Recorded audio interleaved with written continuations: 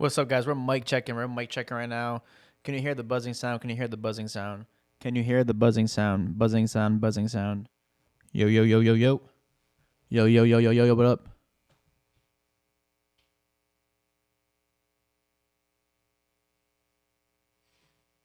What's up, guys? We're mic checking. We're mic checking right now. Can you hear the buzzing sound? Can you hear the buzzing sound? Can you hear the buzzing sound? Buzzing sound, buzzing sound. Yo, yo, yo, yo, yo. Yo, yo, yo, yo, yo, yo, what up?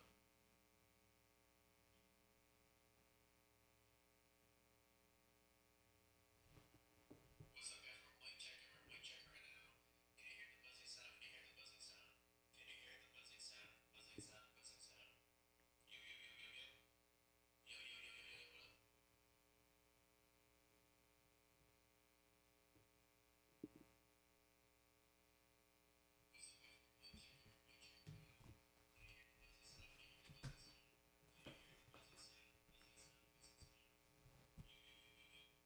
yo, what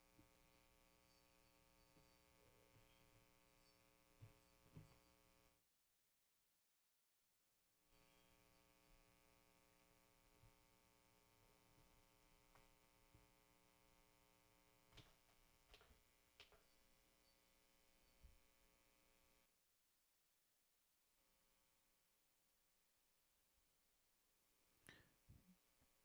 But this is so low. So there's no buzzing sound now at all. But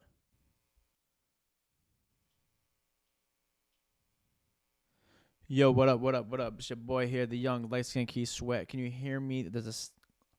How's the audio sound here? But this is so low. So there's no buzzing sound now at all. But what up? What up? What up? It's your boy here, the young light skin key sweat. What up? It's your boy here, the young light skin key sweat. Can you hear me? There's a. How's the audio sound here?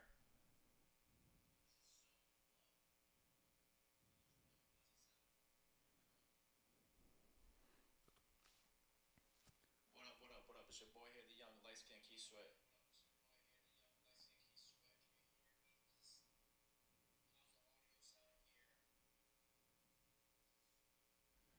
Yo, yo, yo, yo, yo. What up? What up?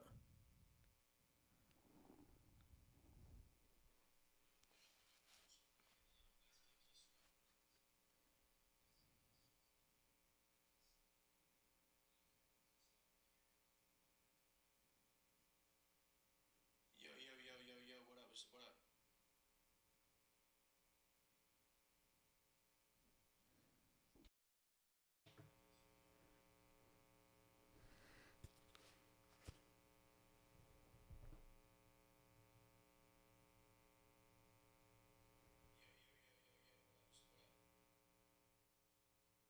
Yo, yo, yo, yo. What up? No way. Yo, what up? Yo, yo, yo, yo, yo, yo. What up? What up? What up? What up? What up? It's your boy here, the young light skin key sweat. Back with my guy, the ones and twos. We're peeking off right here.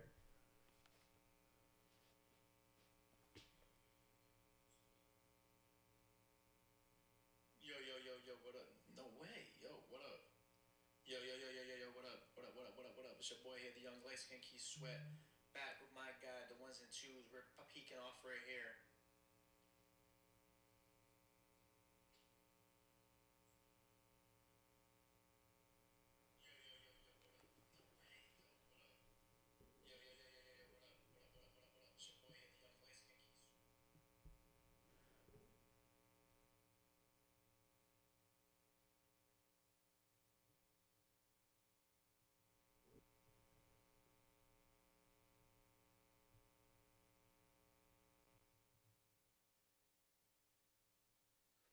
Yo, yo, yo, yo, yo. What up? What up? What up? What up?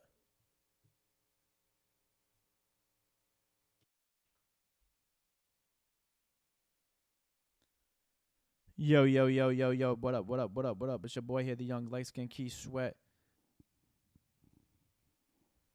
What up, what up, what up? It's your boy here, the young light skin Key Sweat. Mic checking, 1 2 1 2. Mic checking 1 2 1 2.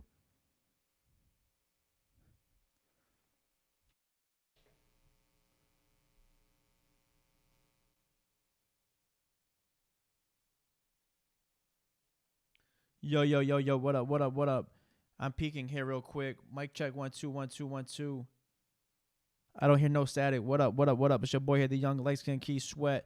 Here back. We're here. Green into yellow. Green into yellow.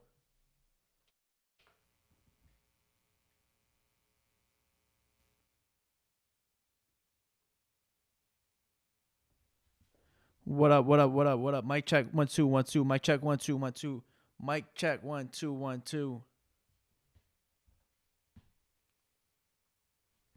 Yo yo yo yo. What up? Mic check 2 1 2 1 2.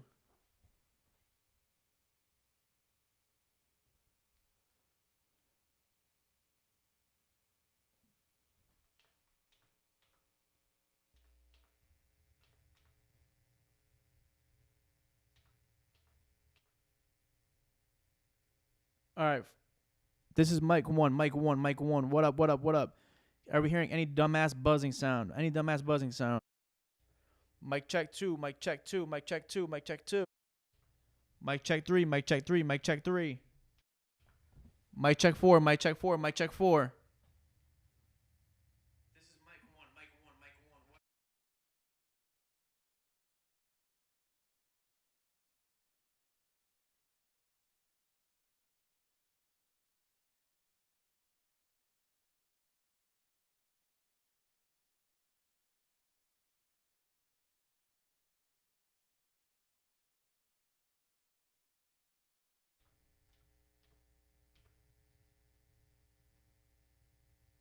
43 10 seconds. 43 10 seconds.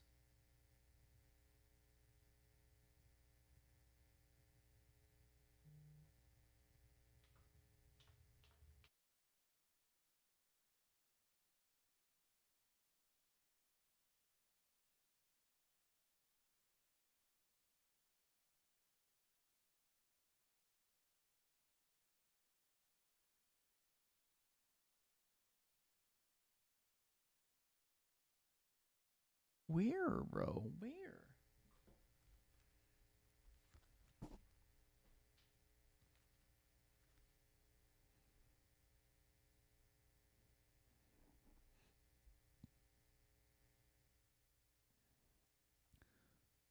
4220, 4220.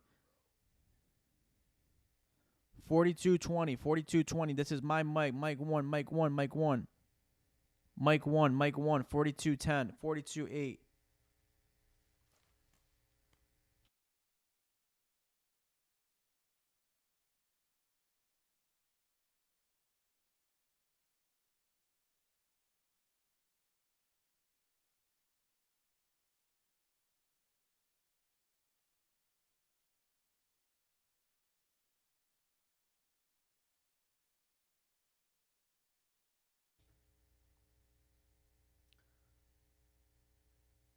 Mic 2, mic 2, 4155, 4155, mic 2, mic 2.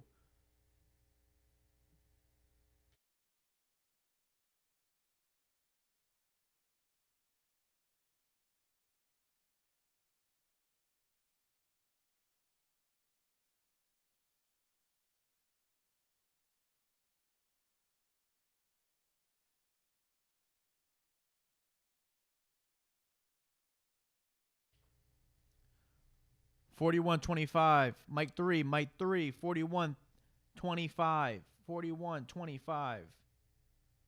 Wait, I'm all fucked up. I'm looking at the wrong screen. Guys, I'm mic checking over here.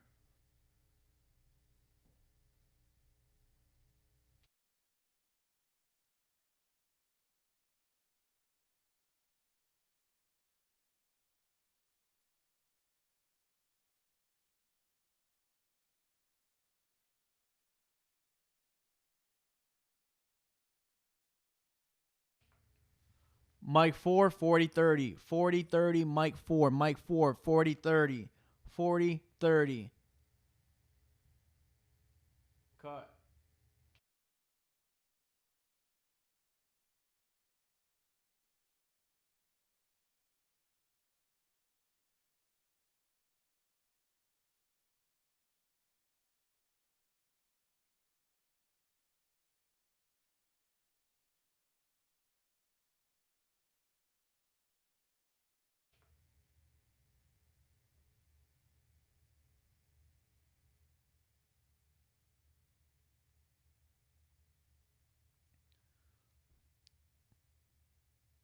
Thirty-nine 45. 39 45. Mike 4. Mike 4. Last check.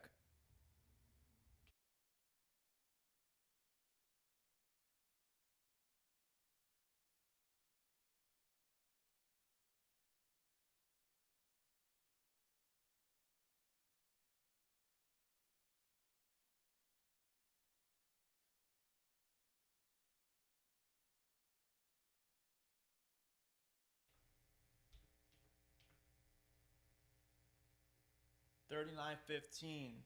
How do we sound? 1 hour, 39 minutes until we go live.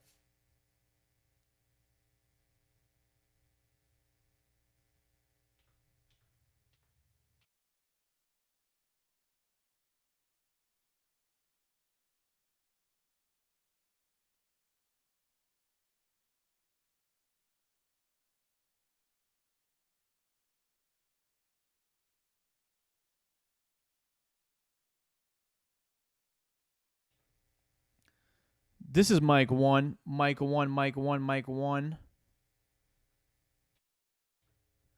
Mike 2. Mike 2. Mike 2. Mike 3. Mike 3. Mike 3. Mike 4. Mike 4. Mike 4.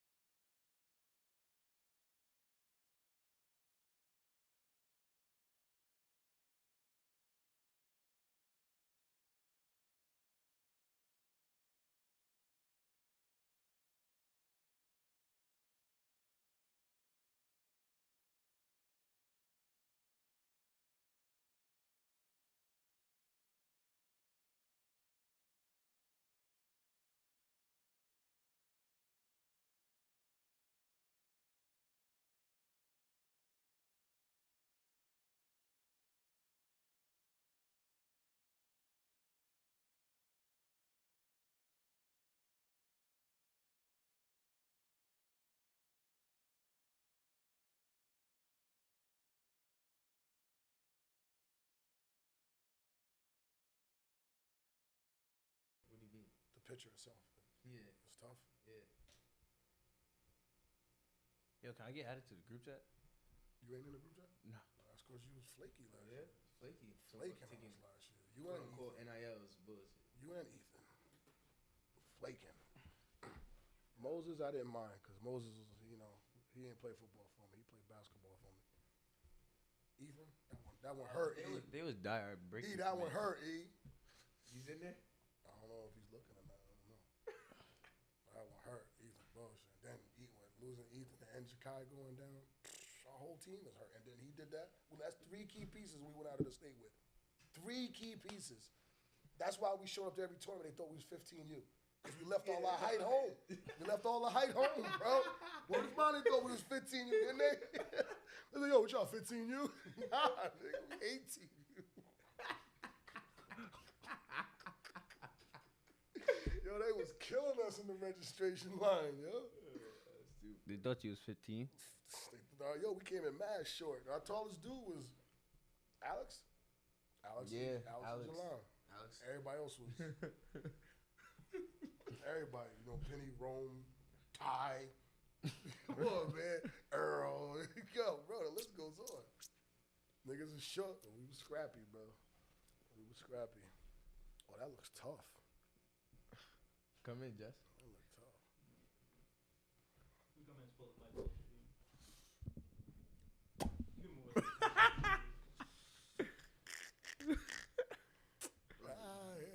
Don't start that shit on TV, bro. Yeah, I can't.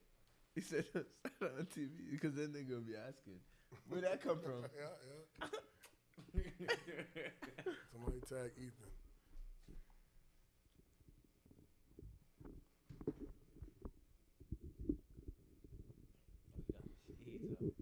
Been doing it since the Palacio Twins podcast. Two sexy girls. We gotta hear ourselves. We put those on? Yeah. Oh, for real? Yeah. Oh, you do? Yeah. Breakfast Club. I'm trying. It's a Breakfast Club. I'm glad I don't have my. Oh, okay. I got the beats. I'm really is right there. Yo.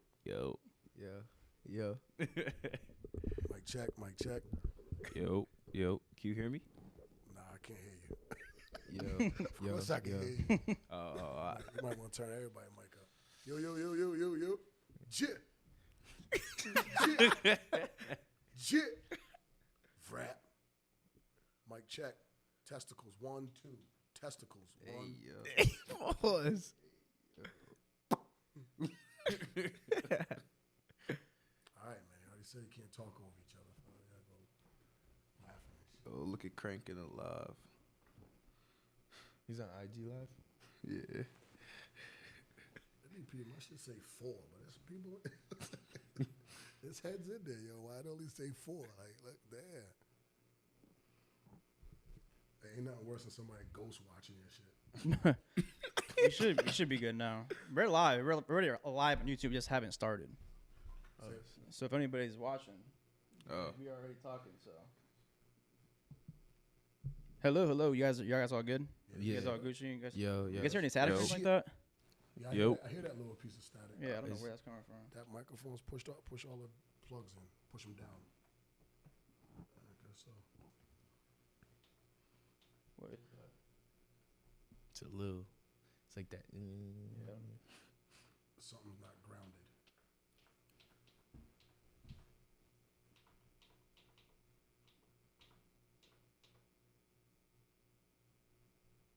I've never heard that before. I was mic checking before you guys got here. That's weird. Oh, there.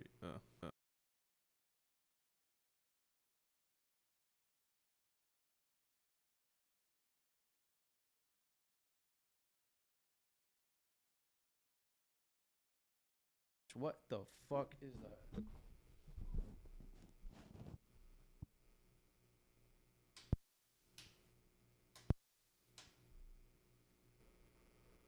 Showtime. Who that, Ty? What Showtime is that? Oh, that's Jabari. So Bash, what up, Bash?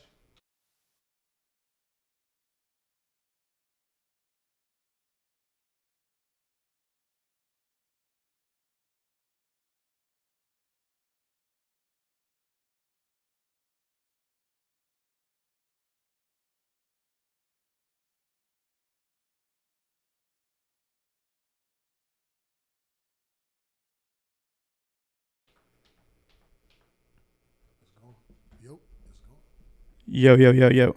I still hear it. I hear it. Nah, that's the regular. That's what's ever in the background. Oh, that's the fan you hear. You. Yo. Yo. Yo, yo, yo, yo, yo, what's up? We should be bounced between the green and the yellow. You see the green and the yellow? Yeah. Yo.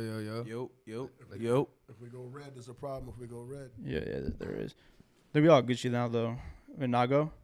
let's go. I'm saying, like, let's talk real quick. Chips. Yo. Mic check. Let's get it. Behind the Stay pass in the chips. building, man. Stay BTP, champs. let's go, bro. Let's What's go. up? Play. What's up? Want some dogs with me, man? Want some champs with me? I run with winners, bro. I run with nothing but winners, bro. Let's get it. I'll get the introduction right here. I got you guys ready. We're good? I don't know what that sound is, but we'll talk over it. It's a bash. What up, bash? 3, 2, 1.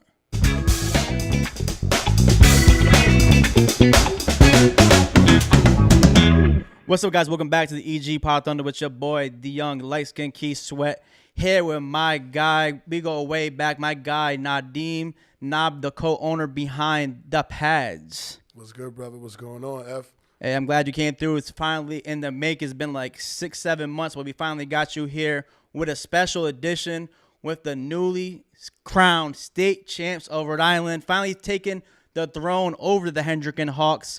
The LSA Rams, baby. The two guys had a key part of the game yesterday, and it was a great game, may I say. Let's start with my guy to my right, my guy Zell Loden. You want to give a little introduction, baby? What's up?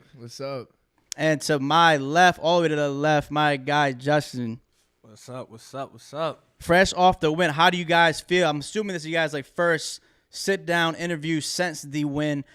How do you guys? I mean, it's been literally yesterday. How does it feel? Is it like still in you? Can you guys believe it? What's your guys' thoughts? Like a champ. Hey, like a champ right here on the Facebook Live.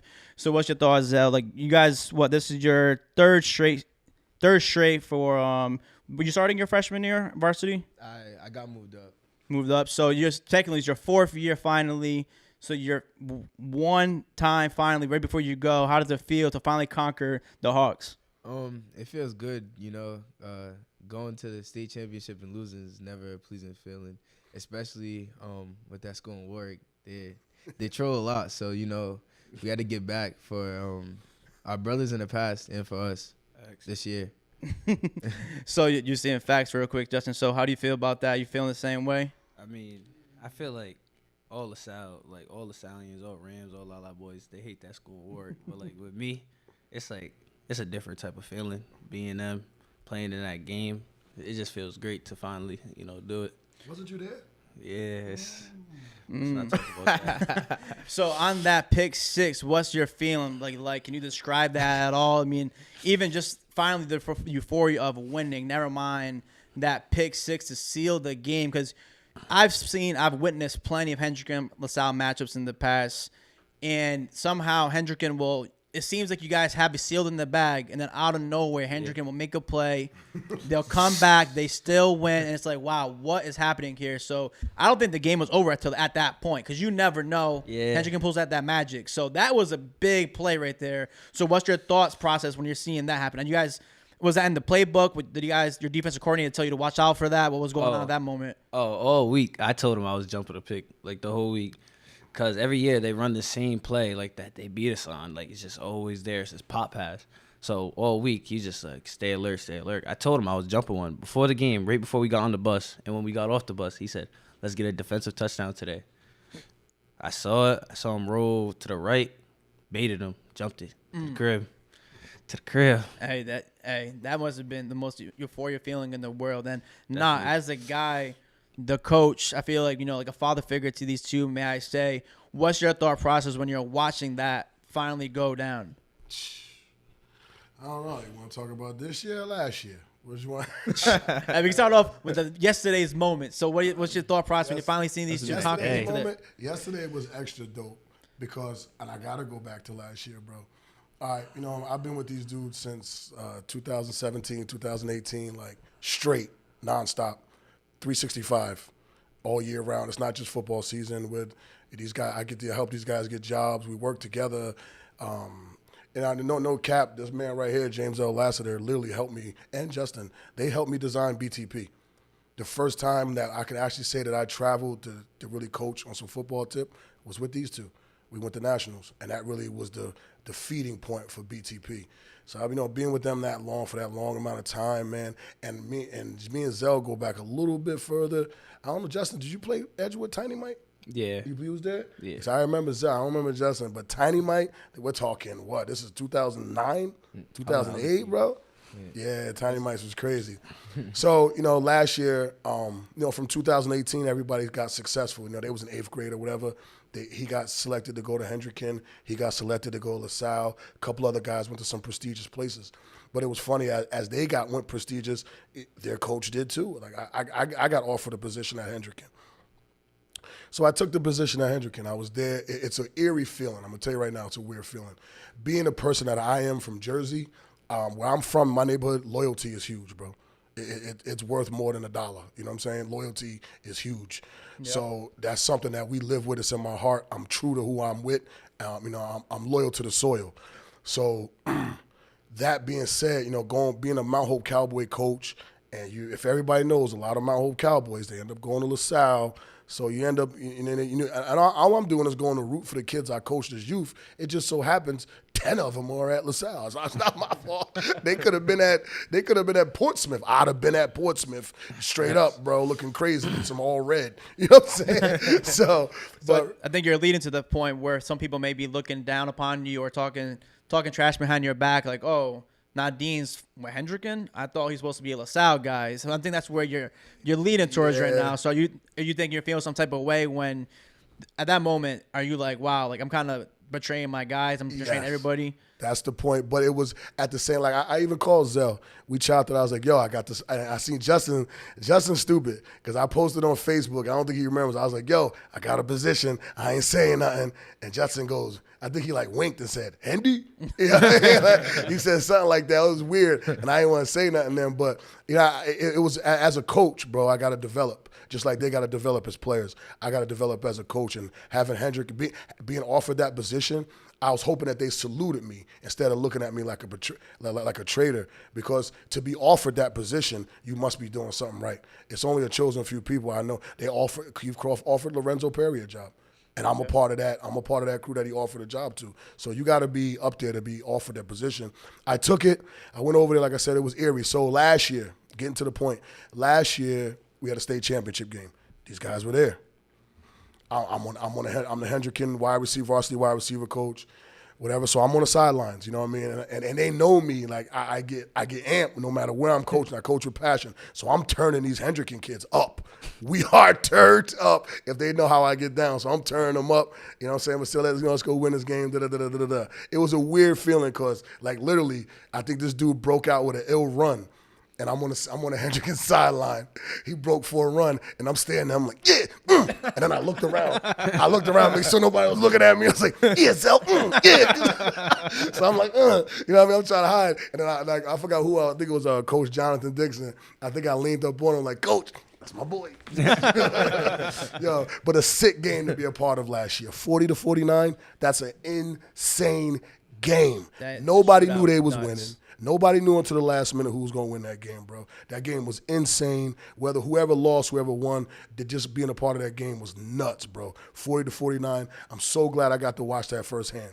Now, coming to this year, I resigned from Handy early in the summer. And I got a chance to root my guys on full steam ahead. I'm in the LaSalle stands. I'm with the dogs, me and Renz, Kendall, Unc Hurl and Perry. We in the stands going crazy. So this year's feeling was extra dope watching my dogs.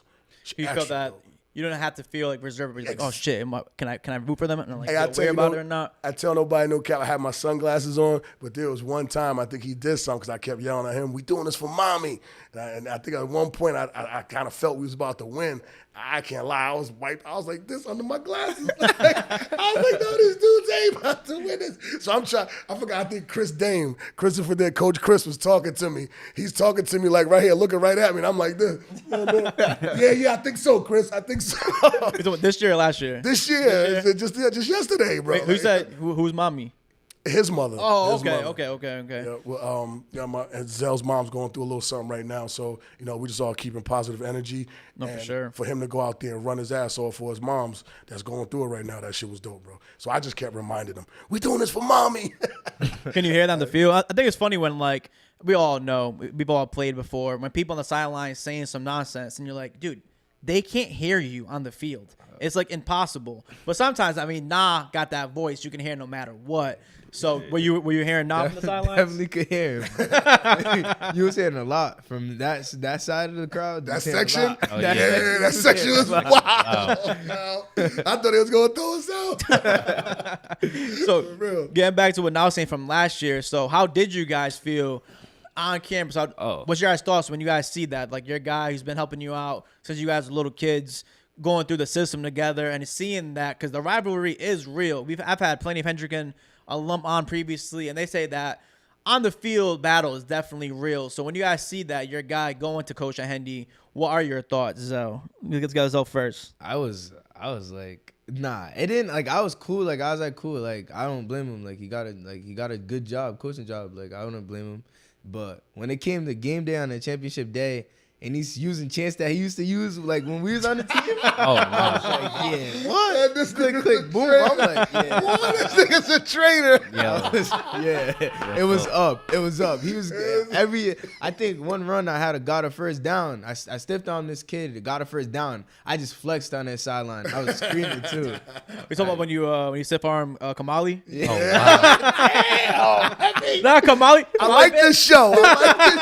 Hey, Kamali came on the podcast and he actually shouted him out. People turned that into a reel. He's like, bro, Zell put me on a poster. I'm not gonna lie. He stiff armed the shit out of me. He put that whole team on the poster. Everybody got it, bro. That was crazy. Yeah, so you felt extra good. You're looking at Nah. You're like, this one's for you. This one's for you right here. I looked him dead in his. I swear I looked him dead in his face. I said, yo, for real. So you use that to some intensity, some fuel for your flames. I told him that was like, I'm not playing. Like, we was like, I was trying to win that game for real. Nah, you want to hear the funny part? Is like, I'm cool with his mom. She like my sister, brother-sister relationship. So the game was over, whatever. What did she tell? Oh, yeah. She told my wife, Rose, she said, when you go home, tell the ops that I was like, oh, shit. I'm the ops now, Ted. Oh, How about Justin? Can you not confirm he is the ops last year? Yeah, that was the exact words I was about to say. Like, the whole, like, I don't know how I knew. I, like, knew before he announced it that he got the job at Hendricken. Like, I forgot who told me, but, yeah, I knew he was about to go there, right? I was cool with him throughout the season because we ain't playing, but when the game came, I would say that he's an op. Like, yo, it's what Zell said, right? Because he did the same thing with us, with my team. He got us hyped before the game. He took all the Hendricken boys, used our same exact chant. No, click, click, click, click. What? I was like, wow. And look, it's even. Sit up a little bit, but It was even crazier, right? Because when the game first started, I think they started with ball, but they scored whatever. I started on offense. I didn't start on defense last year. So the first drive out there on offense, right? He says he ain't do it, but we come out. He starts talking about, yo, can they wear that on their face? Can they wear that? Can they have this? Because me and Jakai had tinted visors on. It was like a whole thing. It was just like, wow. you keep bringing this stuff. You keep saying that. Wow. I'm not thinking about your face mask. Right? Hey, anything about to me. win. Anything to win on the Yeah. sidelines. But hey, I respect it. Think about me. Think about what you talk about. There's no way I would say anything about a visor. I was worried about a visor. Yo, I know Jakai had to take his off. That's Refs got y'all. So finally, you guys finally go out with the W. What do you attribute that was different this year opposed to your previous 3 years? We just wanted it. Like, before the game, I got the guys rallied up. Like, we just, like, that whole week, we was just preaching, like, don't be selfish. Alumni is coming. It was just like, don't be selfish. And we just got it done. Like, we just didn't be selfish. He got a touchdown. I had a touchdown. Dean had a touchdown. Two. Tess had a touchdown. Brady scored. It was just like, whoever could make a play at the moment, we just was like, all right, we're going to go with it. Yeah, the white Mike Vick out there. I was saying, out here scrambling. Yeah, I was calling him that all week because he was running a lot of practice. I couldn't. Like, all right, Mike Vick. But all right, let's be real though. You guys are probably always saying that your sophomore year, your junior year. Let's not be selfish. What was like do you guys have a different game plan this time around? Because you know, you can say that that was the real trigger. But I mean, it's been a lot of Hendy dominating recently. So I'm sure you guys had those same pump talks, stuff like that. For being real. So like, what was like the actual thing? Like, you think you switching over to the slot opposed to this, like staying consistent? Sometimes you think you guys can be in your own head and beat yourselves. It was just we wanted it. We just wanted it like that. Like pregame, we wanted it. We just like I can't like we just knew we had to like play for each other. Like we don't like them on the field. It's war for real. So we just play for our brothers and we got it done. Hey, what's up? Hey. Do you have anything to say, Justin, about what was different posted this year? I mean, I like to think like this class 2023 is special, and I think like the 2023 that entered LaSalle freshman and sophomore year, it was just better than every other 2023 in Rhode Island. Like the group that we had, we played together growing up. Like we just been through so much, and like, cause like if you look at it, like the premier players or like that standouts in that game, we've been through like pain together. Sophomore year, junior year, like this year in the regular season, like we've been through it all together.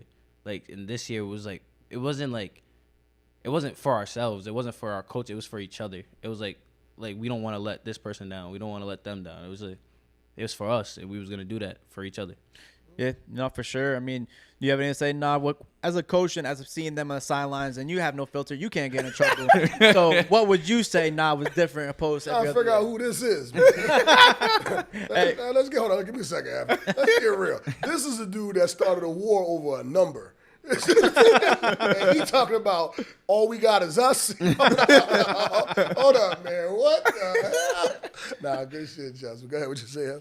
No, I'm saying so. Like, you have no, you can offend anybody you want.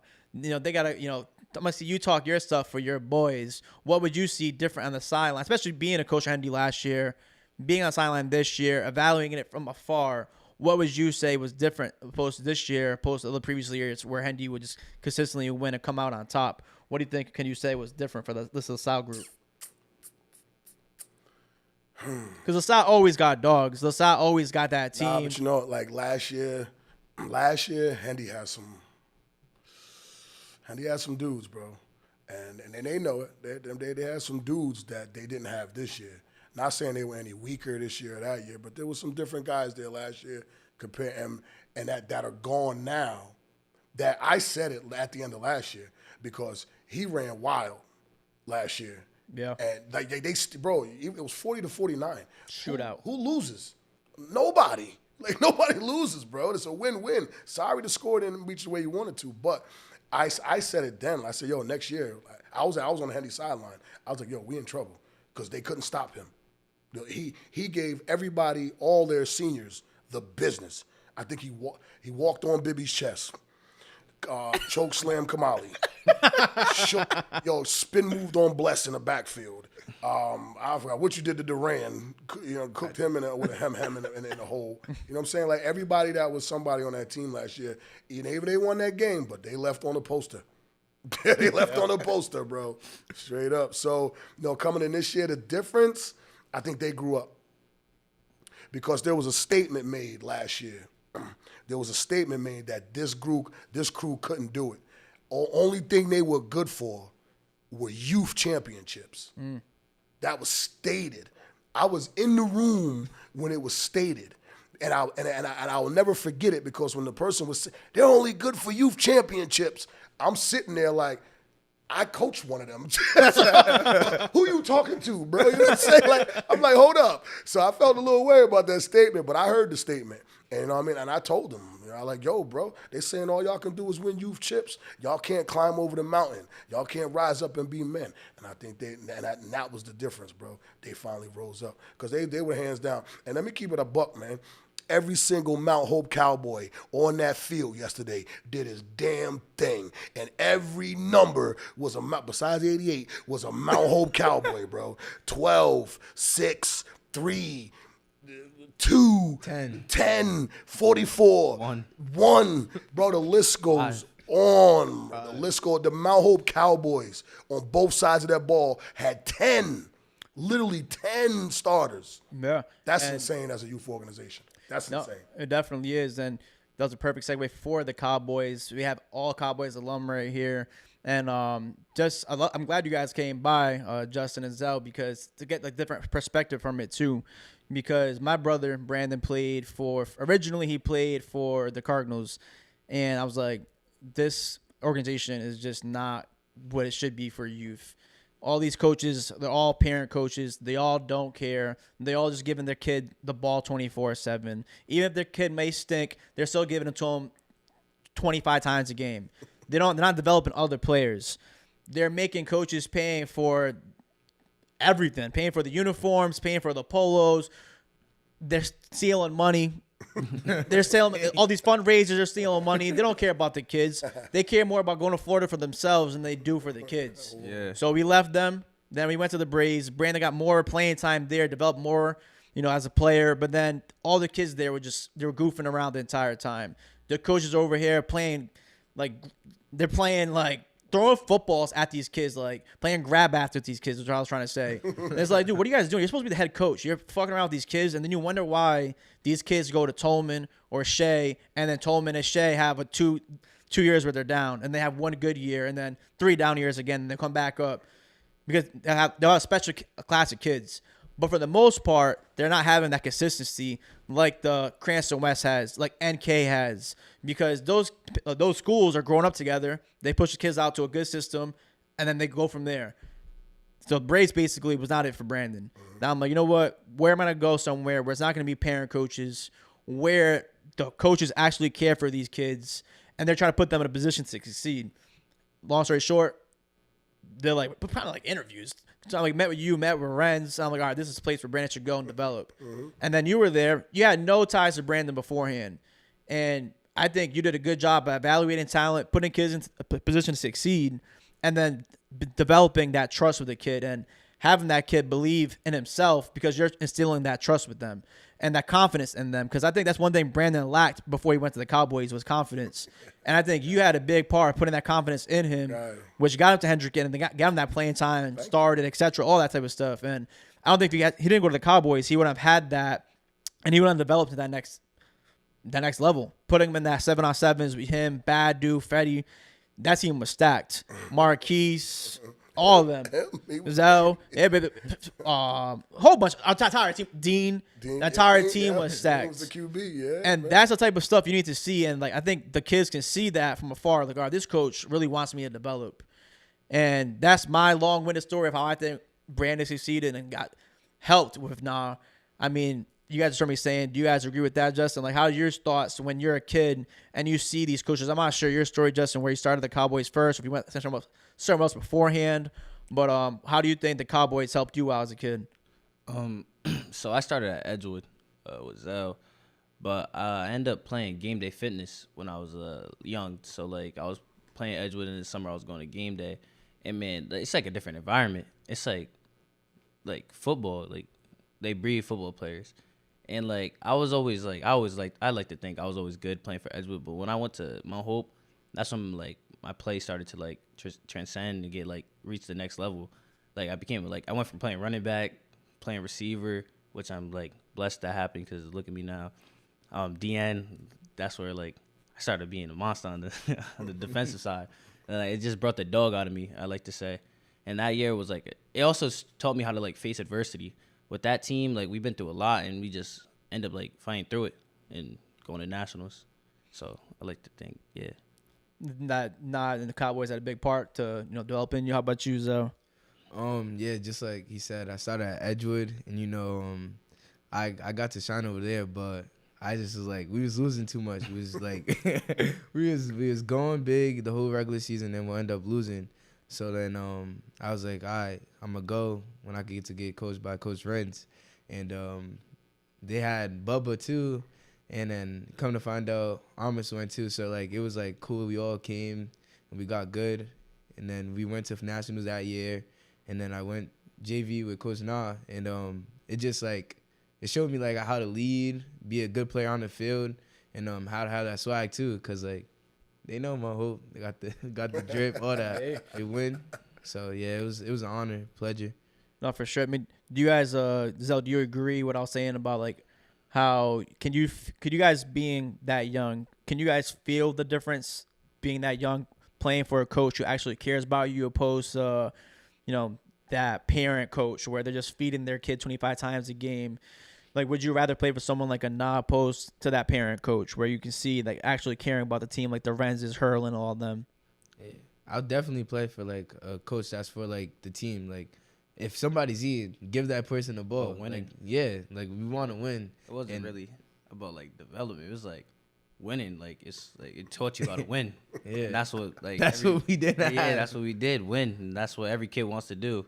When like you actually care about the sport, you want to go out there, play, and win, and that's what we did. Yeah, for sure. So now, what was your mindset? So like, say like a Brandon comes in, because Brandon's Colombian. You don't see a lot of Hispanic players coming to the Cowboys as much. So like, when you see something like that, do you even care? Is skin color even a thing for you? Because that's the thing people like talk about. But we're keeping it real over here. We're keeping it real. If a player who's white comes on your team, Spanish, Asian, does that even matter to you at all? Cousin, brother, your brother's friend, or anything like that? What's your mindset when the kid comes onto your team that, hey, I want to be a part of the Cowboys? Well, just to add on to what you were saying about, giving guys coaching because their son's there and giving their son the ball. Who plays for me? Yeah, son. Does he get any extra? Nah. He works just as hard as everybody. My son's been playing for me since he was 5 years old. I taught him. There's a group of kids that all started for me when they were 5 years old. That's my son, Tamoy, Little Hurl, Shadeen, Jalan, DeAndre, that's at West Warwick. DeAndre Chase, that's that? DeAndre Chase? Mm-hmm. Yep, DeAndre Chase was there then, Tiny Mike. Sakari, Markeem's little brother. There's a bunch of little dudes, and all those dudes. I've been coaching my son for a large amount of time, bro, and like that's not, who you are. Like I tell kids all the time, bro. Your playing time, you control your playing time. You control how much time you play. You control the position you play. What you do at practice. I am not here. I'm not even from here, so I don't know your mama. I don't know your daddy. I don't know none of them suckers. So, let me stop. But I don't know nobody, so I have no favoritism. You know what I'm saying? So it's your talent speaks for itself. Your work ethic speaks for itself. What you give me, it speaks for itself. If you're that dog, it's going to show. It's going to shine. You're going to be on the field. One of the toughest things about being a youth coach is like I care about the kids. Being a part of the culture that I'm a part of and where I'm from, teaching the kids and dealing with kids is like a number one rule in my culture. So and just as a people, if we want to be better as a people, we got to work. It starts with our kids first. So I'm huge into the kids. So dealing with kids, it's tough because you got to deal with the reality of sometimes a kid sucks. And as a grown man, you got to say that, but you can't say that loudly. You know what I mean? You got to say that. Because, bro, no cap, every kid's not, but you can't tell a kid that. So it's a slippery slope being a youth coach because you just can't run around. Bro, you got to, you know what I mean?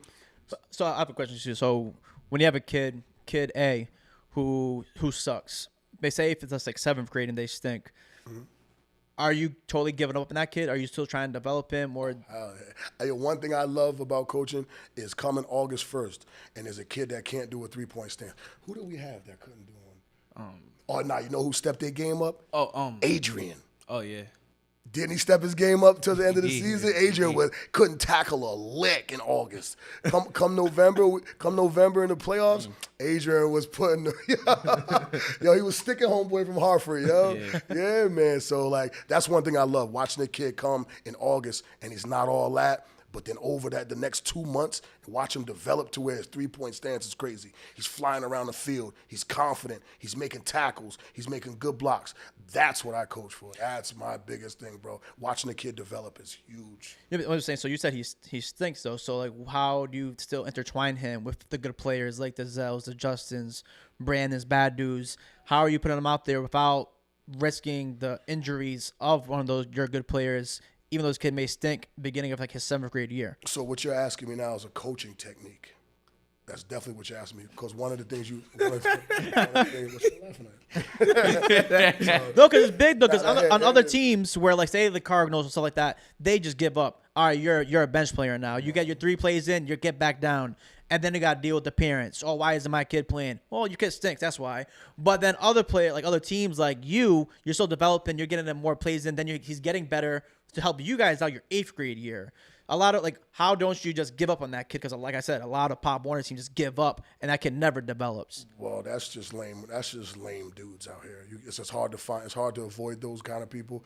But one of the main teaching points is to separate your group of kids. You cannot, if you got 25 kids on your roster, you can't be doing 25-man drills. You got to break the groups up. You know what I mean? You got to. This crew's working on this. This crew's working on that. You got to break it up in order to start individual. Because the best way to teach a kid is one-on-one and consistency. Every day, do it. Every day. It's got to be consistent. Can't take a day off. And and then having that smaller group to where I only got 5 guys now, I can teach. Whereas if I'm talking to 25, I'm yelling. Yeah, that's the key difference.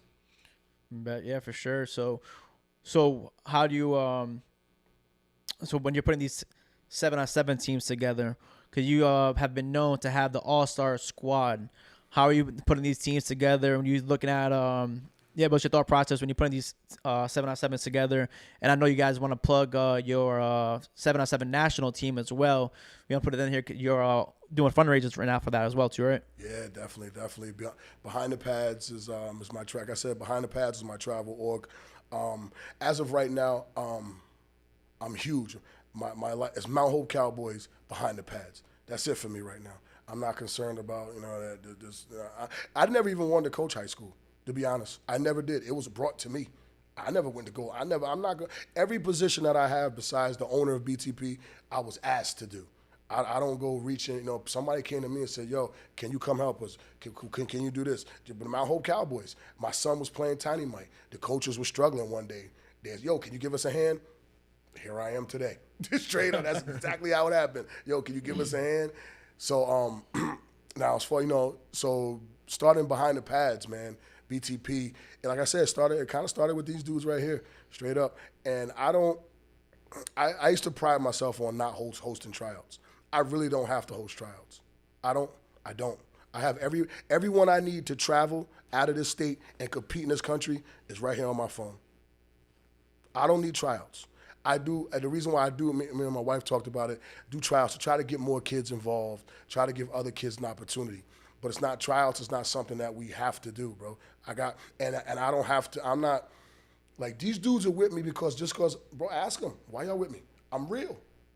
I don't pay them to hang with me. I'm gonna give you $20. Come chill with me at this podcast, bro. I called them. I said, yo, what'd I say? Podcast. You want to go to a podcast? Yeah. They said, yeah. Same way I called them. Yo, y'all want to play 7v7? No, matter of fact, you know where it started? Y'all want to play flag? Mm-hmm. They was like, yeah. You want to go to Philly and play flag? Yeah. Yeah. Hell yeah. You want to go to Jersey and play flag? Hell yeah. So that's how it started. Yeah, we got a comment right here. It says, they're not an all-star squad. It's a determination of the dogs who want to play. So, what is that? They said it's not an all-star squad. It's a determination of the dogs who want to play.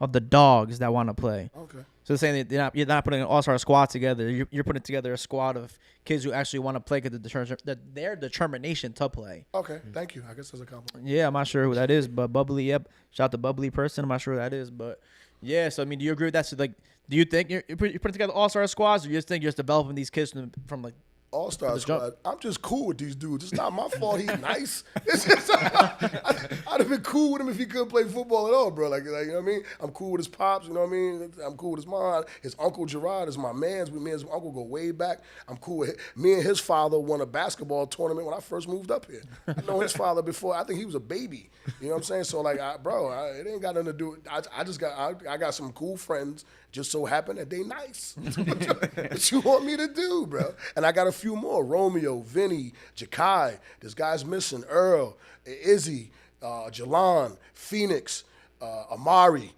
Don't let me forget nobody, bro. Don't let me forget nobody, bro. Dean, when he finally comes on. I mean, come on, Dean. Come on, Dean. It's time to go, baby. So are you guys on the 7-on-7 squad right now too for nationals? Oh, us too? Yeah, you too. Oh, yeah. Oh, nice. So where are you guys going first? Arlington, Dallas. Oh, nice. Our trip's exclusive this year. Yeah. This So- schedule's exclusive this year. So with people who are watching, we're turning this into a reel. You just look at fundraising. How can they reach out? How can they help you guys get more funding to go to Arlington? Right now, we have a virtual cannon. It's on my page. My name is Nadim Robinson, Nadin Robinson. We have a fundraising. There's a link up for our Cash App. You can always drop $1. I got 2,500 friends. I just asked for $1. Throw $1 in the Cash App. Throw $1 in the Cash App every Friday from now until January 28th we leave. Yeah. Keep throwing $1 in there every Friday. You know what I mean? It ain't gonna hurt you. And like I said, I got the little guys because our organization's kind of big, so we got some younger crews. We've been out there canning. It's wintertime. Canning is not something I prefer to do, but we're at a stage when I created Behind the Pads, I said, we did a lot of fundraising. So I said, so when you do fundraising, you're asking the neighborhood for money. You're always asking the neighborhood. So I said, let's become a nonprofit. So then I can start filing for grants. You know what I'm saying? And sponsorships like that. The nonprofit is cool. We're a nonprofit 501c3. We're cool. It's cool for like little businesses and stuff. But I thought I could file for grants. I've been filing for grants for 2 years. I know there's some people that's going to chime in and be like, oh, you could do this grant. You could do this grant. Man, listen. I'm telling y'all right now, my phone number is 401-499-4653. If you know a grant, call me right now. I'm telling you, you better be right because I've been all on them. Every time you file for a grant, you file for the grant, go to the next screen, get ready to hit submit. Right before you hit submit, it says, if you are a travel organization, you disqualify from this grant. Every single grant, athletic grant, bro, you disqualify for when you're a travel team. Now, listen, people says, well, how do they know you're a travel team? Well, to file for a grant, you must write a budget plan because you're asking for money. So you have to have a budget plan typed out to show what you need money for, what you're going to do with the money, and where you're going with the bread. You have to submit that. So as far as our goal amount, let's say hypothetically we ask for 50,000. Well, under that 50,000, guess what's a part of that 50,000? Flights. Travel. Mm-hmm. So that screws us. So you mean to tell me I gotta go back, redo my budget plan, take off the flights, and then just ask for, you know what that's called, folks? Let me teach y'all a lesson. Y'all know what that's called? It's called embezzlement. It's called embezzlement for all you lame brains out there that don't know nothing about this.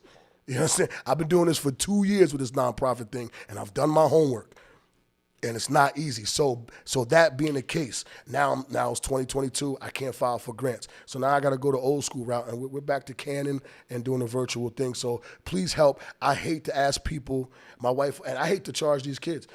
I sat back and wrote the budget plan for 2023 tournaments. And when I'm writing the budget plan, I'm writing the numbers for each tournament, registration fee, flight. I'm looking at flights, everything. I broke the number down. The number was crazy. Me and my wife, she's like, that's a decent number. I'm like, nah, I can't ask my folks to pay this number. That's crazy. So I had to wiggle the number because this is what you need. You need flight, you need hotel or stay, Airbnb. Then you need a vehicle once you get to wherever you're going. And guess what else you got? You got to eat. You know what I'm saying? And then, guess what else? You're going to a tournament. Oh, there's a registration fee for that.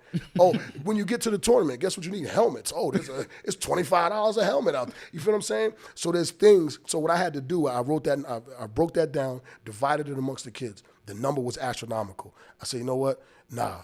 I scratched everything off except for flight and stay. Rental, food, scratched off.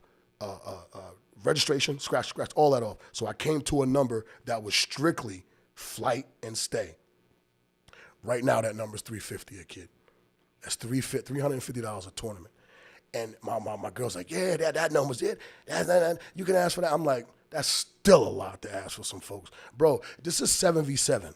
There's no what is it? National Federation of High Schools. There's no NFHS. There's nothing demanding with 7v7.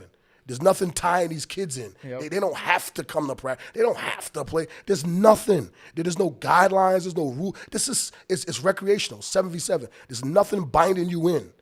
So, to ask somebody to pay $350 for it was crazy to me. I'm like, it's crazy to me, but other people look at, that ain't bad. No, look what you giving them. Nah. I'm like, but still, man, I'm in the hood. I'm always be in the hood. We in the inner city, and it ain't that easy for folks to be coughing up 350. Yeah. Straight up. So what? So you're assuming you're eating the cost in this. You're covering the rest of those costs, and you've always been like that. Even when Brandon's playing for you, they'll stay at your crib, and you're buying them food. You're taking them out in the morning. You're getting them breakfast. You're bringing them to practice. You're dropping kids off after practice and shit like that. And Angel and all them been on. James, the entire Hendricken team been on, and I was doing that same thing for the kids at Hendricken. I was picking these kids up. We're hitting the field together. We're doing all this stuff for them, and we don't have to be doing that. So where do you think that came about from you? Like, why is that so important to you to help these kids out? All right, I'm going to give you, you want the real? All right, I'm going to stop sugarcoating it. I sugarcoated it earlier. I'm from Long Branch, New Jersey. I'm a member of the Nation of Gods and Earths. The Nation of Gods and Earths, my name is Nadim Allah. In the Nation of Gods and Earths, one of our main goals and one of our main teachings is the kids, bro. I said this before, but it's the babies. That's where it is. I've been a member of the Nation of Gods and Earths since August 30th, 1988. It's not that many people around. And for those out there that might not be confused with what the Nation of Gods and Earths is, let me help you out with some of the members. The entire Wu-Tang Clan, Busta Rhymes, LL Cool J. Here's one for you that you might like, Jay-Z. These are all members of the Nation of Gods and Earths to help some of y'all out. So, and there's a lot more, but being and what we teach in our culture, and I come from like I said back in the day where it was tougher to be a member of this culture. It was really tough back then to be a member of this culture. You had to know your stuff to be a member of this culture back when I came up, and before then, and earlier times. But you know what I mean. And then there's guys from that time when I came around that ain't even around no more. These brews some of them are Bloods, some are Crips, some of them are, who knows what they're doing right now. Some of them are smoked out, some are whatever. The brothers ain't around no more. It's only a chosen few that's still around. So being a part of the Nation of Gods and Earths is in my heart. It's who I am. It's in my blood. So taking care of the babies is the number one rule of the Nation of Gods and Earths. And the babies are the youth. That's why I'm so dedicated, straight up. It has nothing to do with money, has nothing to do with me clout chasing. And people bug me out, clout chasing. Okay, you're talking to a guy that ain't from here. What clout am I looking for from a bunch of people I don't know? If clout chasing comes from being around people you know, people you want to impress. I don't know y'all. I just met y'all, bro. I don't care what you think about me. I could care less. I'm more concerned about what my neighborhood thinks about me. So if I was in my neighborhood, then I would say you might be right. I might be clout chasing. But being somewhere where don't nobody and I don't know, man, listen, man, nobody worry about no clout. I'm trying to help these boys get to the next level. And Effie, I'm not gonna want to toot my own horn and be like some of these other guys. I got him there. But these kids have already admitted to me, and I can show you the receipts. Samuel Badu will tell you right now, I helped him get into Brown University. And there's a lot of other guys that came up through my ranks that I didn't help Keith get to URI, but Keith's been playing for me his whole life. You know what I'm talking about? Him and his brother Matt. They've been playing for me their whole life. The proof's in the pudding, bro. If they wasn't, I'm gonna tell you right now, if Marquise and Matt wasn't playing for me, they was at Davy Lopes. Yeah, I mean that's facts. Yeah, I mean you definitely helped a lot of kids. Like I said earlier, Brandon definitely appreciates what you've done for him. My guy. He wanted to be on, but it's like 3:00 in the morning where he is, so he was sleeping. But so you said a lot of people aren't here and stuff like that. So did you ever fall down like that path where it could have been bad? Like, was there something that happened that like changed your thought, or was that always your mindset from the beginning, or was there like a moment where you're like, oh damn, I gotta change my life before it gets bad? That moment came when I moved from New Jersey here. When I moved here in Halloween 1999, I left New Jersey because too much knew me and I knew too much. If you know, you know. Straight up, bro. Listen, man, I'm working on writing my book. Somebody's helped me with this little app that you could talk into the app, and the app will take everything that you say and write it and send you back a copy of it written. So I'm working on my little book. My shit's straight out of a movie, bro. And we got a little sneak peek right here. So what you were like following with the new, like the bad crowd and stuff like that, and it was just going on the wrong road. Raising Cain in my ass. Let me tell you something, boy. Snowfall my ass. You know who you talking to right now, man? You know what my nickname was back home, man? What was it? They used to call me Nah Clean. Hey. Because that shit was white. That shit was white, bro. So we can't get into all that, though. No. But like I said, I knew too much knew me, man. So the changing moment was when I moved here. I was 24 years old, never had a job. I did 2 months in the 9th grade in Florida, and I got expelled. I never went back to school. That was 1990. First time ever working was when I moved to Rhode Island. So that's what, 15 years. I was just hustling, a born hustler. So moving up here to get away. I came up here, I had some bumps and grinds moving to Rhode Island. And I still had, bringing some of the old ways with me. So I'm fresh here from New Jersey. But why'd you pick Rhode Island for, of all places? It wasn't a pick. It was funny. My ex, I went to Maryland because I grew up in Maryland when I was a baby, when I was younger. So I was like, yo, let's go back to Maryland. The chick I had at the time, I was like, let's go to Maryland. She ain't like it out there. It didn't work out. So she was like, I got a friend in Rhode Island. I said, Rhode Island, New York? All the time, bro. All the time. Long Island? No, bro. Rhode Island. Rhode Island. But the times were so hard down there in Maryland. I was like, Rhode Island? All right, man, whatever. So we jumped in the hoopty and I headed on up to Rhode Island. And it's so funny when I got, so now, all right, listen. Like I said, you talking to a hustler. Being a hustler from where I'm from in New Jersey, that means you always went to New York to do your business and you came back home. Mm-hmm. And that's how we did everything. So back in the day, going to see my connect, Nike and Holy, shout out, no, I'm just, going up to Spanish Harlem, 145th and Broadway, 138th, 139th, that area. If anybody's been around that area back in the 90s and the 80s, as soon as you walk, it's like DR. It was like DR back then. So it's funny. So now I'm moving to Rhode Island. Right? I think I moved to Benedict Street. It's like 2 blocks from Cranston Street. So I moved here at night. The next day I said, let me go take a walk. You know what I'm saying? I took a walked down to the end of the block. I looked around. I said, man, what is this? New York, bro? And it was Cranston Street, bro. Cranston Street was my first Rhode Island experience. And I felt like I was right at home. I was like, yo, this is Spanish Harlem, bro. So I was like, this is dope. It was just Puerto Ricans and Dominicans everywhere. Still to this day. So I was like, oh, shit, Rhode Island, I see you. It must be a case. So me being a hustler where I come from, when I see all this, You're like racist in them. I'm racist in them. You start seeing Dominicans and shit, you start instantly thinking, who the plug? Who's the plug around here, bro? Who got it? So did you fall in that trap again immediately when you came into Rhode Island? But it wasn't too long. I ended up getting a job, man, and I was trying to get away from that. And then basically what happened, to make a long story short, which I already made long, is growth and maturity. I grew up, and then what really did was my son. Holy shit! I had little Nadim when I was 30 years old, and that just took a whole toll on me. Like I keep it 100 with you, and a lot of people will tell you this: until you have a child, you will never know what love is. Mm. You love your mama. I love my mama too. I never knew what love was until I had my son. Straight up, bro. The day he was born, I looked at him. I was like, oh shit, this is love. Yeah. Oh shit! I'll blow this hospital up for this dude right now. And I never felt like that before that. You know what I mean? I think everyone who knows you ain't bullshitting, because did that start or has that always been there, the combativeness in you? Because I think we may have lost a couple of games because of you, where the refs had beef with you. You know what? Fuck this guy. Flag. I'm like, God damn, no. In the back, I'm like, fuck. Hold that shit back. God damn. So did that bring that more ambition out of you, or was that always there? That I guess that combativeness with you. Well, that's coaching. That's the raising Nadim. I grew up as a grown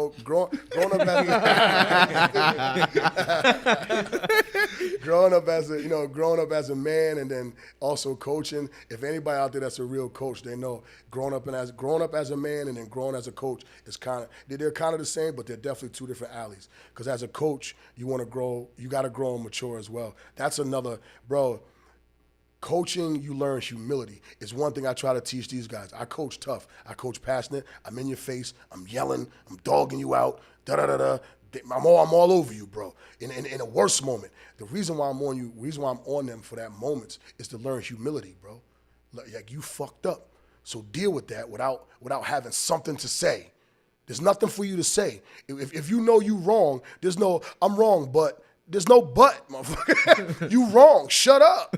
Have you ever had those moments where you were wrong as a coach and you had to shut up and hold that back? Hell yeah. Yeah. So, are you admitting that to the kids? So like some people, just outside looking in, you're that coach that's the loud coach. and then people may think you're giving that bad reputation to the kids. Oh, this kid, Justin or Zell, they're acting up. Oh, it's because they learned that from Nah. How do you feel if you hear that from other people? Well, like I said, you can't save them all. I'm not going to change who I am or my style for no child. I'm not. Either you can deal with me or you're not. Like, again, I'm not clout chasing. I don't know y'all.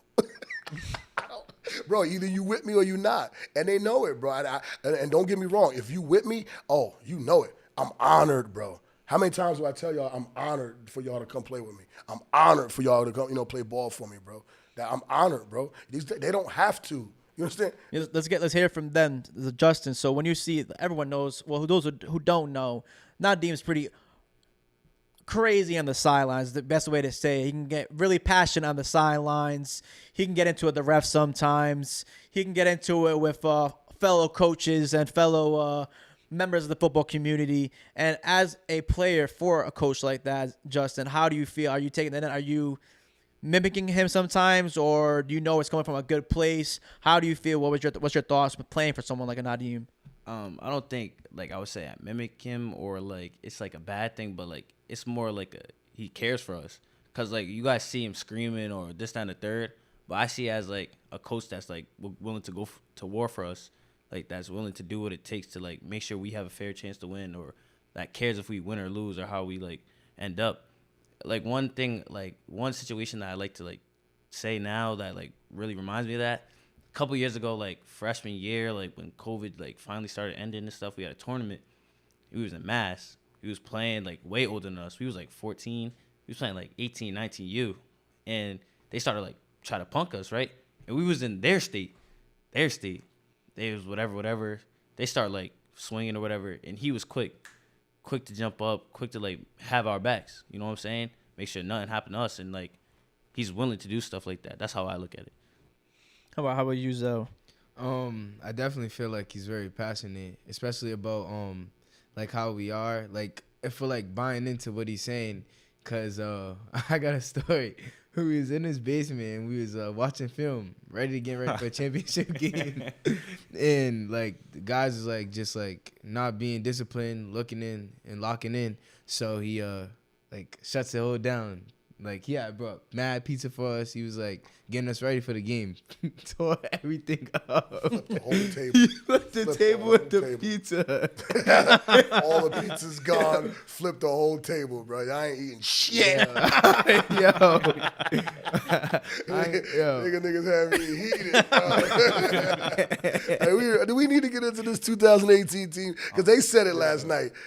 What'd you say last night? Y'all was the what? We was crazy. I don't know. We got through a lot, but we was more so much adversity, just so much everything. People don't understand that 2018 team I think is the reason why our bond is the way it is, because it was one point, literally I guess since that Hyde Park game. Yeah. After that Hyde Park game, it was 22 of us, 23 of us. After that Hyde Park game, which was the third or second game of the season, it was just me and them. It was me and my 23 kids, bro. There was no other coaches. There was no other nothing. Two of the coaches walked off and left me. I watched them walk off in the sunset while I'm standing in a pile of dirty uniforms.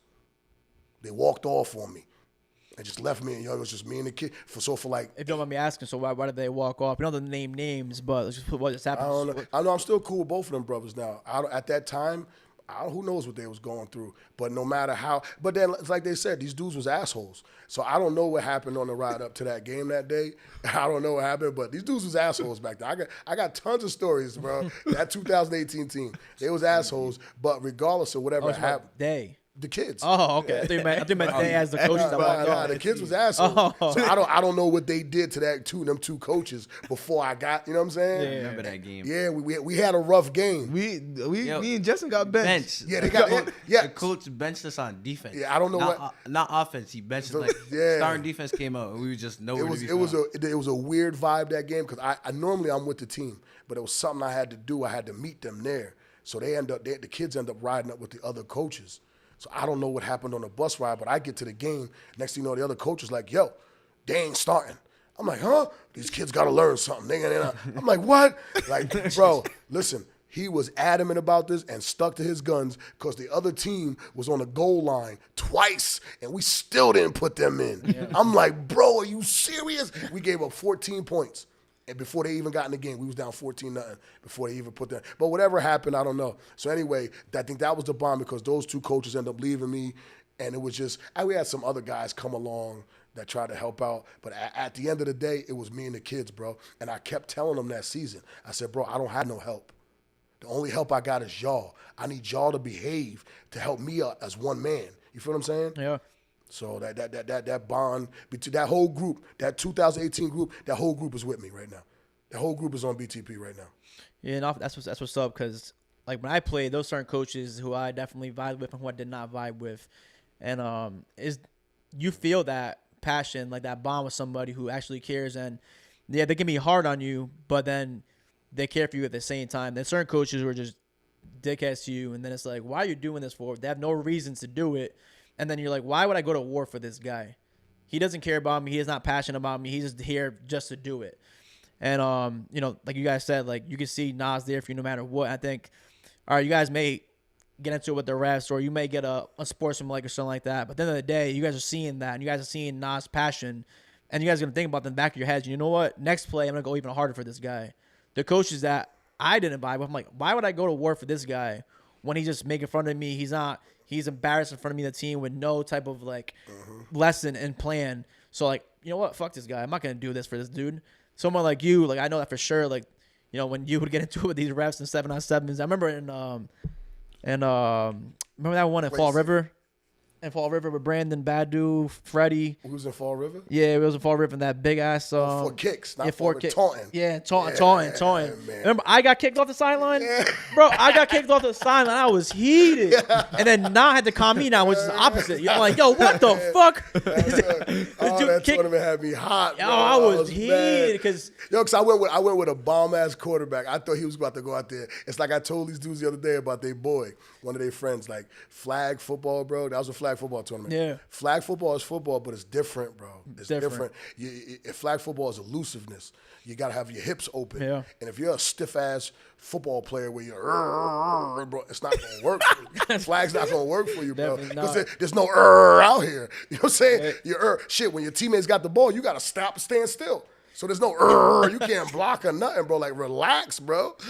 Let's get some sauce out here, some hem. Yeah, I think we had a team. It was the twins. It was Brandon. We had a team. We had a team, and then I got kicked out. Then you were arguing with the rest, and like at the end of the day, but the team saw that they were going even harder. Yeah. I think we lost in the Super Bowl game because I think the refs didn't like us. Is that picture with the Mexican girls? Yeah. Yeah, that's that. The Mexico girls. Yeah, so the ball point being is like, those kids are gonna ride for you when they know that you're there for no matter what. Like me and you don't have to be there doing that type of stuff, and then they see that and they're gonna ride for you at the end of the day no matter what. It was funny. You know what's funny, bro? That's literally the first travel tournament I ever went to. That tournament with Brandon and the twin, with the Corey, Cam, Sam. Yeah.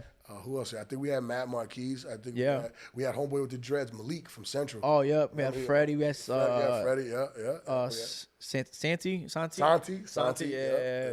Yeah. So all that being so So you guys are riding with Nah, like you guys said. So I'm not sure what time you guys have to be out for. We're still live stream. That's why make sure you guys are it's 8:30. Yeah, 8:30. Let's get them out of here by 8:45. I want to get them home by now. All right, cool. One thing I like to do, like to give flowers while people are still alive, people who are really close on the podcast. So we can let Nah finish first, but Zell, what do you want to say? Anything to Nah and Justin? I know you guys are cool too. What would you have to say to them? Like any credits, any flowers you want to give while still alive on cam? Well, just like being there when I need you to, for rides, taking us to trips. You feel me? Just making sure we're straight and everything. And I just want to thank Justin just for being there when I need him. Not for sure, man. Yeah. How about you, Justin? Anything you want to say to these two? I'd like to thank Coach Nah for always keeping it real. It showing what is what. Being straight up about a lot of things, mostly everything. and Zell, just want to thank him from being there on and off the field for my entire life. Someone I can count on. Man, I love to hear, man. I love giving these flowers while you can still hear them. How about you? Nah, how about you to these two? Are these two corns, man? Nah, it's my gang, man. It's gang since a baby, man. I love these dudes. They know it. Even guys like they don't know it yet, but I can tell them off the rip, real rap. At least twice a month. I'm texting Sam and Marquise. At least twice a month, and they're in college. I'll be doing the same thing while y'all in college. I'll be hitting you up. Hold on. Let me stop. I'm lying. Sam, Marquise, Corey, Cam. Bro, I'll show you the messages right now. I just got finished talking to Corey and Cam, just talking to Sam. All my guys that go further. I'd like to talk to Mike, Shadeen and them, Shot King's brother.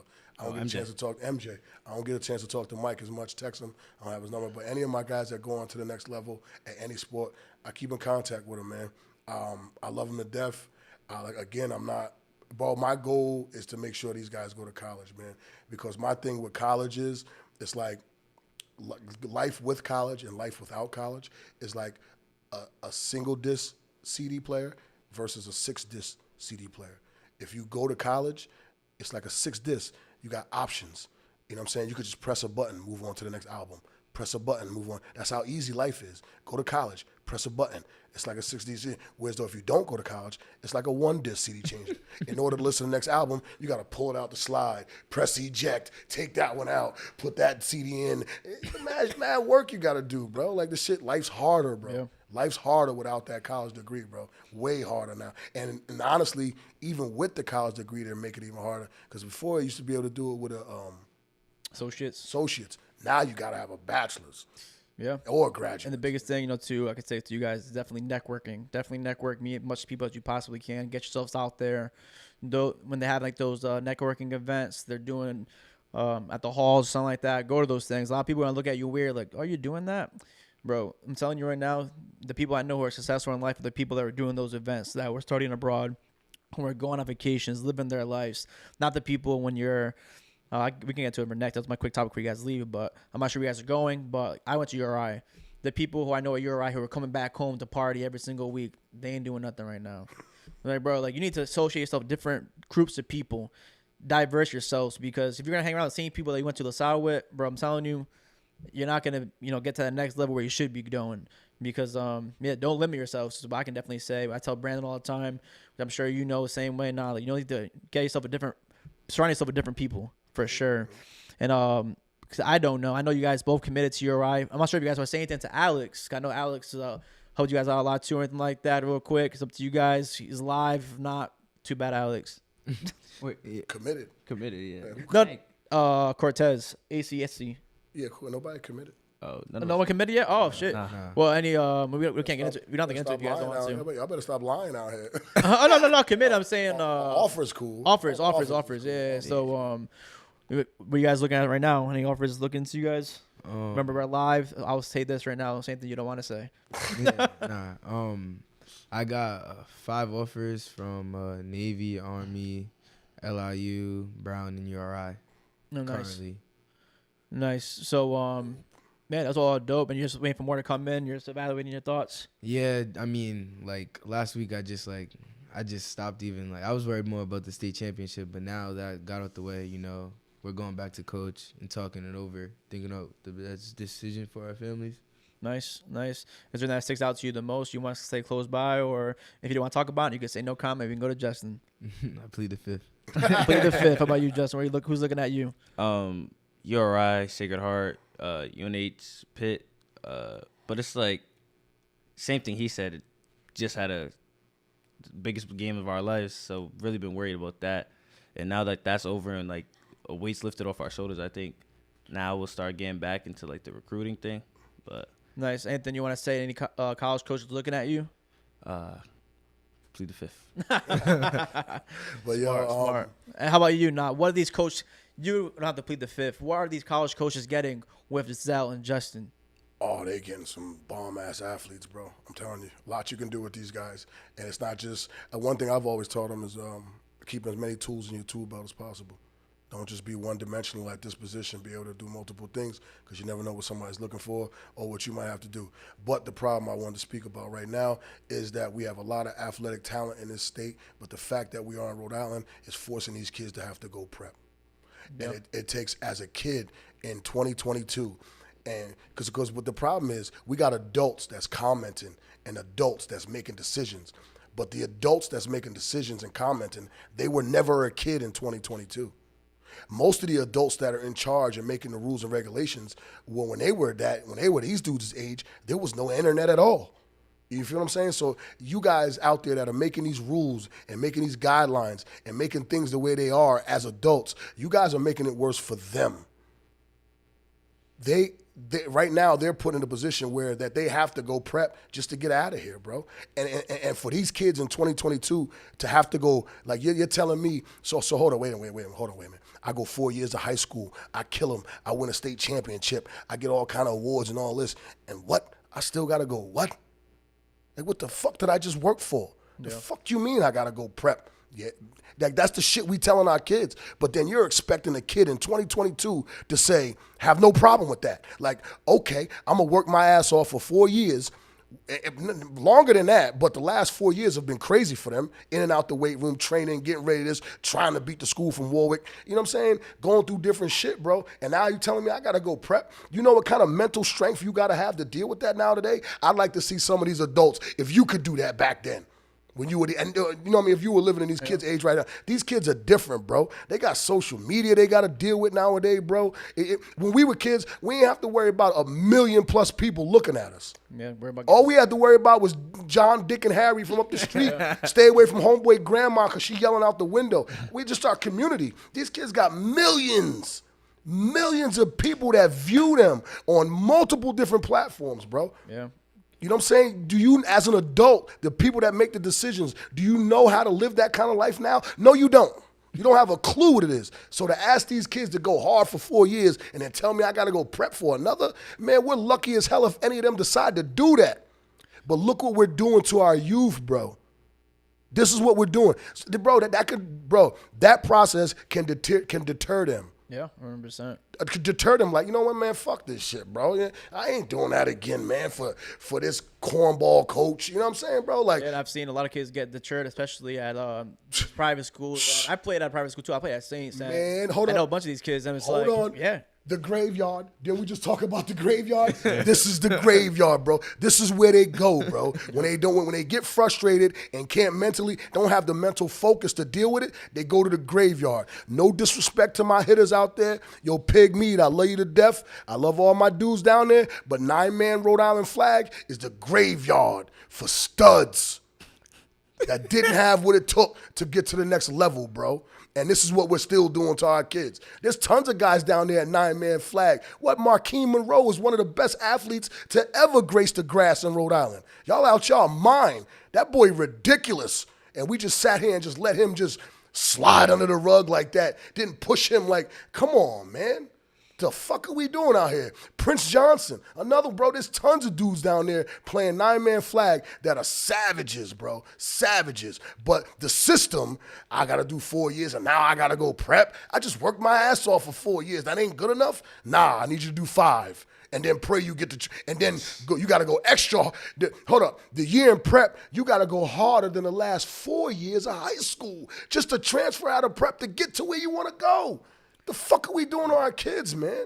Shit's nuts. If I had the lottery, I'm opening up a college. I'm opening up a college. And I'm going to come bust all y'all asses. Nick Saban, I'm coming for you. LSU, I'm opening up a college, bro. I'm bringing my niggas to college, bro. Hey, sure. Prime, watch out. Nadim University, man. Let's go, bro. Stop playing with me. No, I do agree, though. I think it's wrong where these adults who are coaches at all these schools, they want these kids to act like grown-ups when these grown-ups aren't acting like grown-ups. Couldn't do it. Like, hey, a sophomore who worked his ass off, who's a stud, you're not going to play him at all. Not even give him playing time on special teams or offense too. You guys are up by 40. He still doesn't come in. The kid gets courage to ask you, hey, coach, what's going on? Oh, don't worry about it. Just keep working. How about you be real to that kid? You know what? You're not going to play this year. You should transfer to EP or you should transfer to public school. Why don't you just be real? Oh, but then the parent speaks up for the kid, and then the parent acts up. Now you're going to punish that kid because the parent acted up because you're going to give that kid a straight answer. Why don't you act like an adult and give that kid a real answer? Because these kids have their future, and you're deterring them, like you said, you're deterring them away because you don't want to be real with them. Yep. If you don't think they're going to play, if you don't think they're worthy enough for your school, let them know so they have the option to leave. Don't be like, you know what? If you work hard enough, you may hit the field. Yeah. When you know they ain't. Yeah. When you know they're not. When you know you don't have a plan for them their senior year or your junior year. Once you be real and you be the adult and let them know so they can be out if they want to be out. Let me tell y'all something. All you adults out there that's listening right now, disappointed kids make aggravated adults. That's facts. I'm a disappointed kid. I spent many a day sitting on a stoop waiting for my father to come pick me up. Told me he was coming and never showed up. I got massive memories of this shit, bro. Tears, my grandmother pissed off. Like, I got massive memories. You disappoint kids, you make aggravated adults. We don't want a planet full of aggravated adults, bro. That just raises the crime rate. Yeah, and like you know, you guys are gifted. You guys probably don't have to worry about that as much. But there's a lot of kids, so I'm sure you guys know, who had a talent to at least see the field. I'm not saying they're gonna play D1 college, but they probably had enough skill to get some playing time when you guys are up, especially you guys are a team, when you guys are smacking teams, and you guys see these kids not even get some playing time. Never mind the kids who deserve to be on that D1 or offensive one, and they don't get that playing time. Why don't you just be real? They get transferred to Saints, because I'm sure Saints will need them, or they get transferred to Tolman. But no, you're just giving these kids false hope, which I think is messed up when they want those kids to be adults when they're not even being like that. That's one thing I can say about Rhode Island. Around sports. Noise the hell out of you, don't it? Oh, 100%. 100%. But yeah, man, let me, before we get out of here, let me make a couple shout-outs. Yeah, for sure. Go for it. I don't want to forget nobody. Behind the Pads, BTP, nonprofit inner city youth organization. We are a youth travel club. We travel the country and we do 7v7 and 5v5 flag tournaments. We are currently sponsored by Shock Doctor. If you don't know about Shock Doctor, head on out to Dick's Sporting Goods and look up Shock Doctor. We are a sponsored team. Again, like I said earlier, I don't go asking for shit. People come to me. Shock Doctor came to us. Shock Doctor, the head of Shock Doctor, Eli Miller, the CEO, the president, called us and asked us to be a part of Shock Doctor. We didn't go reaching for them and fill out no sponsorship form or none of that. They asked us, bro. So that right there, again, honored.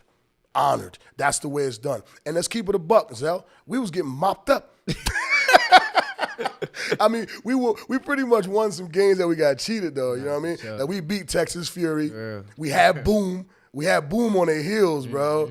And then that game in Maryland, that Maryland team, we almost had them too. I mean, we played some tough games. We got, you know what I mean, we had some bumps, some bumps.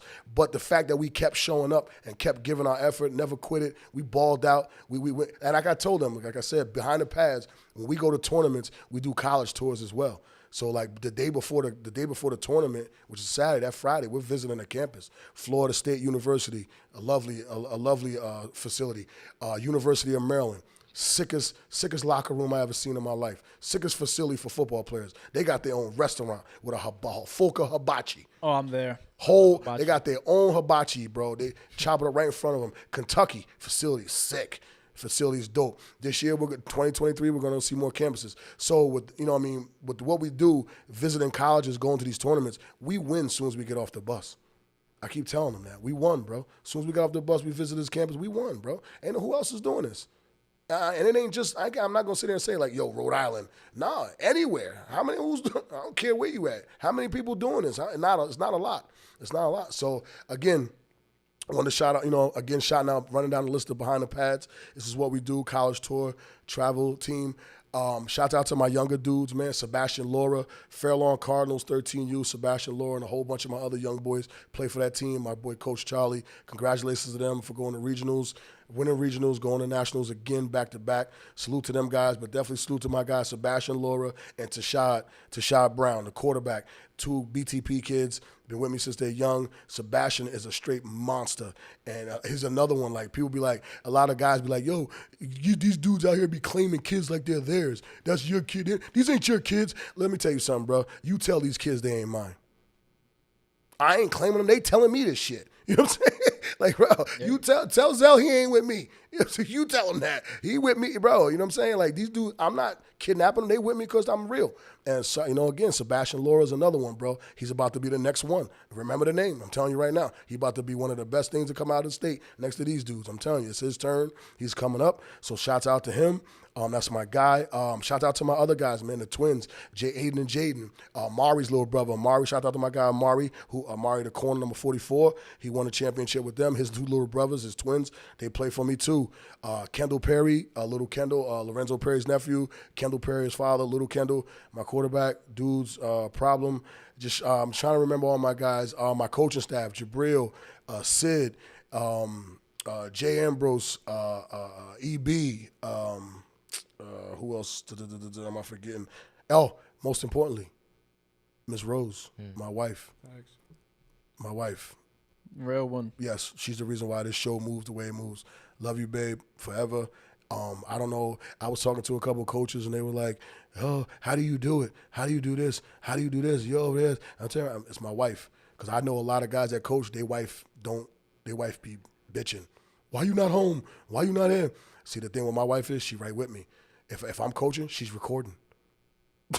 She's right there, bro. Because I need to film to watch, and we make highlights of the kids too. So again, man, behind the pads, my baby. We were working on something right now. There's other travel leagues in Rhode Island.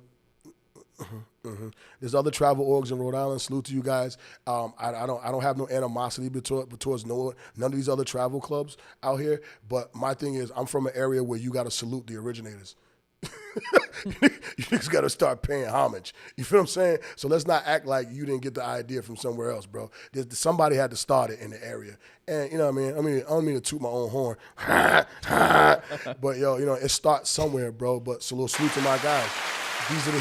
We the original travel club, bro. There was no travel before we started this, bro. You understand? We the originators, bro. So salute to my guys, man. Like I said, we're sponsored by Shock Doctor. We'll be on the Shock Doctor tour. Waiting for that OT7 email. Bet. When that OT7, because those that don't know about OT7, if you're on the 7v7 circuit, let me tell you something, you guys out there. These kids know about OT7. Every kid in this country knows OT7. It's a 4-day tournament. You play 3 games Thursday, play 3 games Friday. It's the biggest tournament on the planet, bro.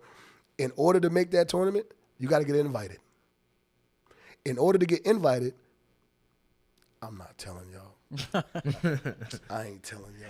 But So, wait till that invite drop. Hey, Wait till that invite here. drop. We're announcing on the pod. And so, any closing words for Zell? Anybody you want to give out? Shout out to rising in the ranks. LaSalle guys. What should we expect from LaSalle next year? Any closing words from you? I want to shout out anybody else who you see as inspiration in Rhode Island. Any up and coming anybody else? So like any schools. Shout them out. Shout out my mom, my teammates, Zone 6 for real. Zone 6. My receiver core. My coaches, all my coaches in the past and in the present. My teachers too. Everybody's in my life. All right, nice. How about you, Justin?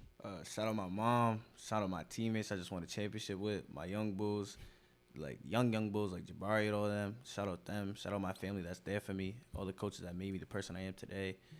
Yeah. Nice. Yeah, man. I appreciate you coming through. I said a little words to you earlier, but I definitely appreciate what you did for Brandon. He definitely appreciates everything you've done for him. I know you want me to say that to you too. And I think everything you do, man, is good. It's coming from your heart, coming from a good place. Little passionate at times, which I love it though, because they said the kids see that and they appreciate that at the end of the day. As someone who was Brandon's brother from the outside, like a father figure to him, I appreciated what you did for him because a lot of coaches don't have that real good intention inside. And I love what you do with the kids. Anybody who ever reached out to me and they say, what's a good organization to bring their kids into to develop, I always say the Cowboys now for sure.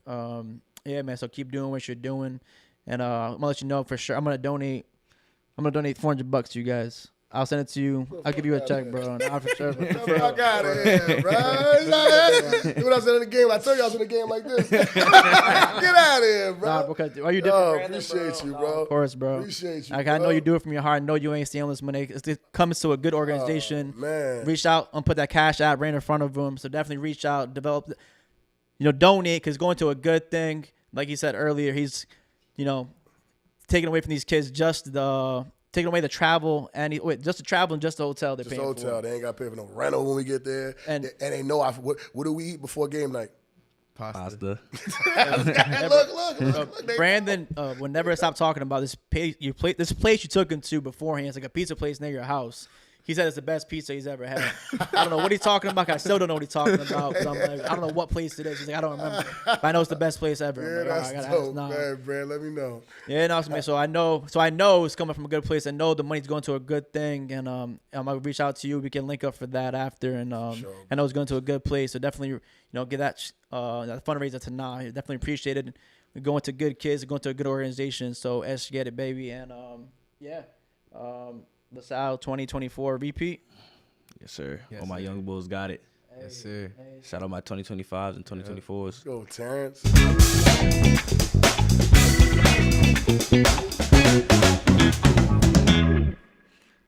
That was fun.